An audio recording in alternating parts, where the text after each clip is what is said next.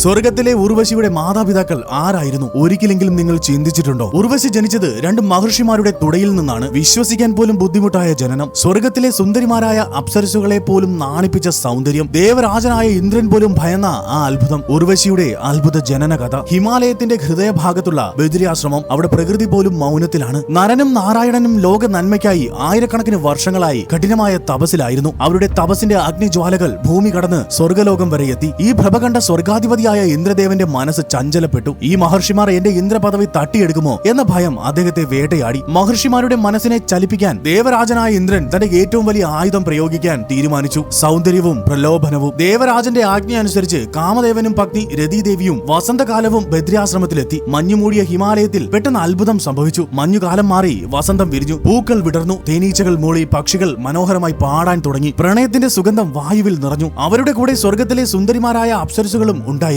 അവർ നരനാരായണന്മാരുടെ മുൻപിൽ മനോഹരമായി നൃത്തം ചെയ്തു. മധുരമായ സംഗീതം അന്തരീക്ഷത്തിൽ മുഴങ്ങി. പ്രകൃതി മുഴുവൻ അവരെ മോഹിപ്പിക്കാൻ ശ്രമിച്ചുവെങ്കിലും ആ മഹർഷിമാർ ഹിമാലയത്തെ പോലെ അചഞ്ചലരായി തപസ്സിൽ തന്നെ മുഴുകി. ഒടുവിൽ മഹർഷിമാർ സാവധാനം കണ്ണുകൾ തുറന്നു. തങ്ങളുടെ തപസ് മുടക്കാൻ വന്ന അപ്സരസുകളെയും കാമദേവനെയും കണ്ട് അവർക്ക് ദേഷ്യമല്ല, മറിച്ച് പുച്ഛവും ചിരിയുമാണ് തോന്നിയത്. ഇന്ദ്രന്റെ അഹങ്കാരത്തിന് മറുപടി നൽകാൻ നരനാരായണ മഹർഷിമാർ തീരുമാനിച്ചു. മഹർഷിമാർ ശാന്തരായി തന്റെ തുടയിൽ മെല്ലെ ഒന്ന് തട്ടി. ആ നിമിഷം അവിടെ വിസ്മയിപ്പിക്കുന്ന ഒരു കാഴ്ച വിരിഞ്ഞു. സ്വർഗത്തിലെ എല്ലാ അപ്സരസുകളുടെയും സൗന്ദര്യം ഒന്നിച്ചു ചേർത്താൽ പോലും തോറ്റു പോകുന്നത്ര അതിസുന്ദരിയായ ഒരു യുവതി മഹർഷിയുടെ തുടയിൽ നിന്നും ഉദിച്ചുയർന്നു. തുടയിൽ, അതായത് ഉരുവിൽ നിന്നും ജനിച്ചതുകൊണ്ട് ആ സുന്ദരിയായ അപ്സരസിന് ഉർവശി എന്ന നാമകരണം നൽകി. ഉർവശിയുടെ തിളക്കത്തിന് മുന്നിൽ സൂര്യപ്രകാശം പോലും മങ്ങിപ്പോയി. മഹർഷിമാരെ മോഹിപ്പിക്കാൻ വന്ന അപ്സരസുകൾ ഉർവശിയെ കണ്ട് അമ്പരന്ന് നിന്നു. അവരുടെ പാദ നഖത്തിന്റെ ഭംഗി പോലും തങ്ങൾക്കില്ലെന്ന് അവർക്ക് ബോധ്യമായി. മഹർഷിമാരുടെ തപസ്സിനെ പരിഹസിക്കാൻ വന്ന തങ്ങൾ എത്ര നിസാരന്മാരാണെന്ന് അവർ തിരിച്ചറിഞ്ഞു. അവർ ഭയത്തോടെയും ലജ്ജയോടെയും മഹർഷിയുടെ പാദങ്ങളിൽ വീണ് മാപ്പിരുന്നു. നരനാരായണർ ശാന്തരായി പറഞ്ഞു, നിങ്ങൾ ഭയപ്പെടേണ്ട. ഈ സുന്ദരിയായ ഉർവശിയെ ഞങ്ങൾ സ്വർഗലോകത്തിന് സമ്മാനമായി നൽകുന്നു. അവൾ സ്വർഗത്തിന് ഒരു അലങ്കാരമായിരിക്കട്ടെ. അങ്ങനെ ഉർവശി